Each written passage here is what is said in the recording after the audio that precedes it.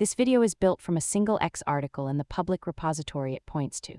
The post itself is not a demo clip. It resolves to an article called AI Agent-Stack Everyone Must Use in 2026, then lands you on a repo named agentic-stack. The central claim is simple. The model is replaceable. The brain is not.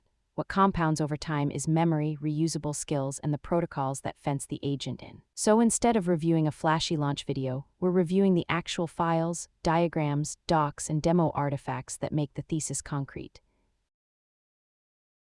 The source diagram calls this one brain many harnesses. At the top are the adapters: Claude Code, Cursor, Windsurf, OpenCode, OpenClient, Hermes, and a DIY Python loop. All of them point into the same agent directory, which the repo calls the portable brain. That separation is the whole pitch. Swap the harness, keep the knowledge. Swap the model, keep the knowledge. The value lives in the files that survive the tool change, in the repo README. That brain is defined as memory, skills, and protocols, packaged so the same knowledge base can move across coding agents instead of being trapped inside one vendor workflow.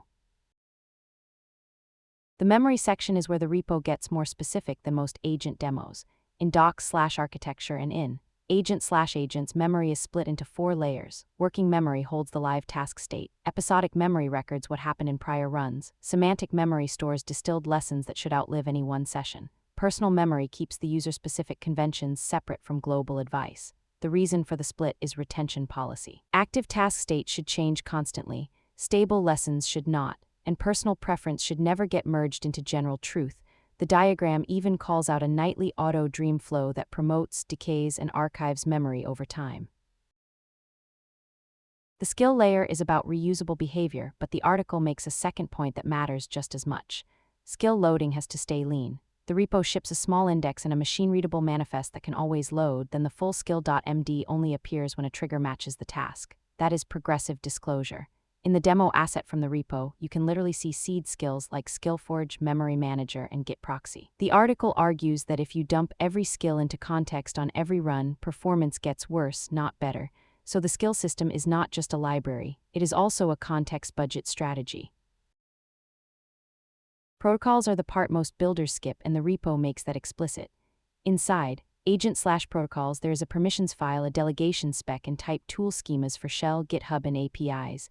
The permissions file separates what is always allowed, what requires approval, and what is never allowed. Force pushing to main is blocked. Accessing secrets directly is blocked. Modifying the permissions file is blocked. The delegation document adds rules for when to fan work out to sub-agents and when not to.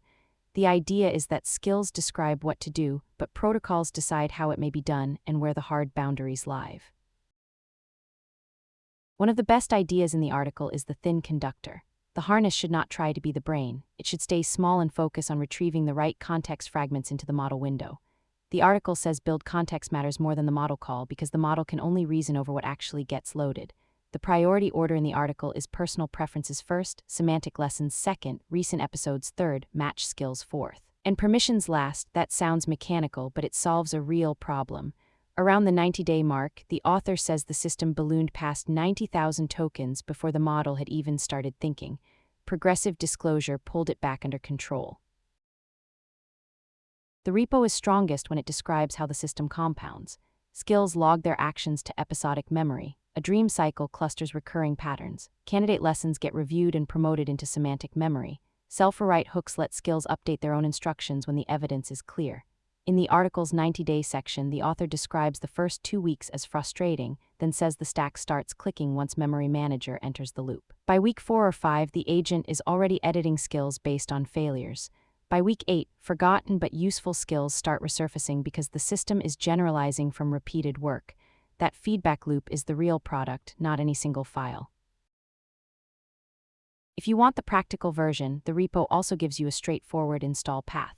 The README shows adapters for Claude Code, Cursor, Windsurf, OpenCode, OpenClient, Hermes, and standalone Python, plus a simple install script and a nightly cron example for the dream cycle. The Hermes adapter is especially relevant here because it points Hermes at the same portable brain instead of duplicating the memory layer. That closes the loop on the thesis. Keep memory, skills, and protocols in plain files. Keep them in Git. Let the harness stay replaceable. If the model changes next month, the part that keeps getting better is still yours. The Hermes adapter in the repo is a good example of the portability idea becoming concrete. The adapter's agents file tells Hermes to read the portable brain in a specific order. preferences, lessons, and hard rules. The Hermes setup doc says the project-level agents file becomes workspace context, while the actual source of truth still lives under .agent/memory, skills, and protocols. That matters because it keeps the harness thin. Hermes can bring its own runtime features, but the long-term memory still belongs to the shared file system, not to a one-off chat session. That is why this project feels more durable than most agent demos. The repo is opinionated, but the core bet is humble. Keep the intelligence in plain files, put them in Git, let the harness stay swappable, let the model stay swappable. If a better coding agent shows up next month, the accumulated memory, the curated skills, the permission rules, and the lessons from failed runs do not disappear with it. That is the part worth owning. And that is the real promise behind agentic-stack.